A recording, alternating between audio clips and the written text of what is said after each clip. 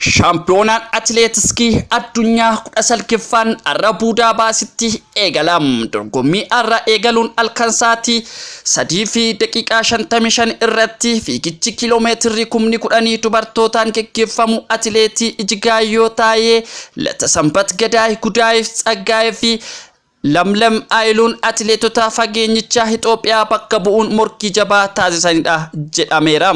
Shaampiyoonaa kanarratti Itoophiyaan fageenyaan garaa ja'an kan hirmaattu ta'uun ibsameera. Akkam jirtu hordoftoonni eebbaa broadcasting. Warreen maatii keenyan ta'an amma subscribe gochuun mallattoo bilbilaa tuqaa koomentii jalatti yaadaaf qabdan nuuf gaa share gochuun hiriyoota keessan bukkee geessisan affeerraa keenya.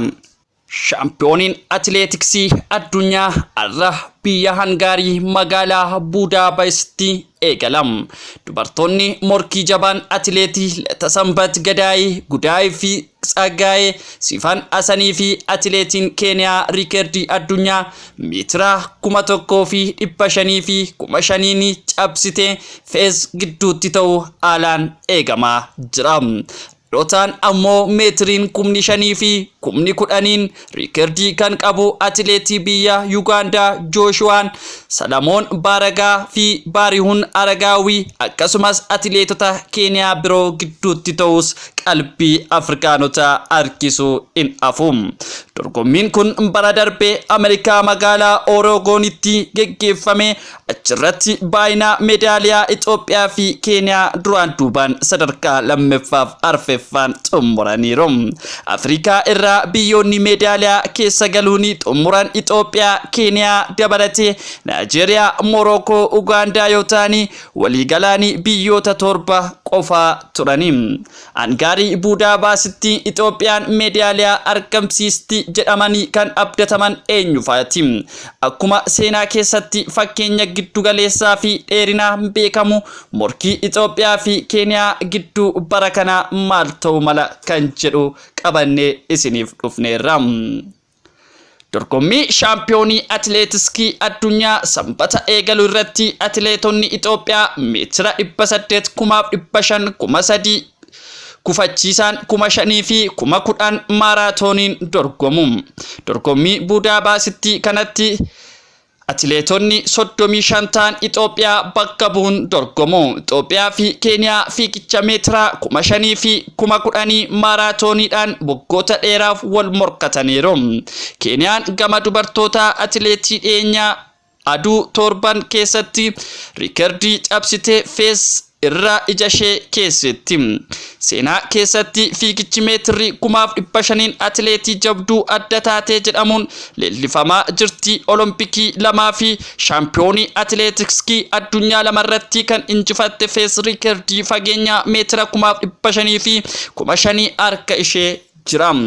Dorgommiiwwan shaampiyoonsii yookiin immoo olompikii darban 5 2016 as keessa atileetii ganna 29 warqee tokko qofaa kan dhabde. Bara darbee fageenya 5,500 lammaffaa kan xumurte Gudaaf Tsaggaayee guyyaa 5 booda fageenya meetira 5,000 warqee argatte turte. Gudaaf dhiyeenya kana fageenya dheeraa irratti xiyyeeffachuun hojjechaa akka jirtu BBC'tti himteetti. Dabalataan shaampiyoonshiippii addunyaa ammas mo'achuun barbaada jettee Gudaaf fees waliin ammas morkii jabaa taasisuun ishee waan hafu miti. Atileetii jabduu Itoophiyaa biratti Lata Sanbat Gadaay shaampiyoonaa fageenyaa meetira 10,000tiin eegamti. Buudaa baasitti Lata Sanbat morkattuu cimtuu atileetii Keeniyaa taati jedhamtee eegamti. Dhalattuun Itoophiyaa fi lammii Niizilaandii Sifan Asan fageenya meetira 5,000 fi 10,000 olompikii irratti meedaaliyaa warqee argachuun xumurti jedhamees yaadama. Bara 2019 shaampiyoonsii addunyaa Do'aatti geggeeffame irratti atileetiin ganna 30 kun fageenya 5,500 fi 10,000 meedaaliyaa warqee argatteetti. Meetira 10,000 dhiirotaatiin fageenya kanaan atileetota Itoophiyaa Keeniyaa kan dorgommii hin jirre ture. Dhiyeenya erga atileet Qananiisaa Baqqalaa fa'aa Kiibochoogaa fa'aa fiigicha kana keessaa ba'aa dhufanii garuu ol adeemtonni isaanii bakka bu'aniiru yookaan immoo morkaa jabaa irratti agarsiisaa jiru. Isaan keessaa yeroo 2 shaampiyoonii kan ta'e atileetiin Ugaandaa Jooshuwaa ammoo buudaa baasitti haalaan eegamaan bara 2020 Spain Peelansiyaatti fageenya kana daqiiqaa 26 sekondii 11 maayikiroo sekondii 0 galuun riikardii harkaa qaba. Atileetiin Itoophiyaa Baariihuu Aragaawii morkataa Jooshuwaa Jabaadha.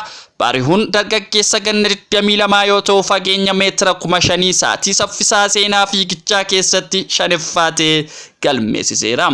Jooshuwaan walitti aansee harka warqee hin mo'anne gochuu danda'a jedhee eegama. Fageenya 5,000 irratti yeroo akkan saffisaa ta'e sa'aatii daqiiqaa 12 fi sekondii 40 maayikiroo sekondii 45 meetirii 10,000 ammoo daqiiqaa 26 fi sekondii 50 maayikiroo sekondii 66 qaba.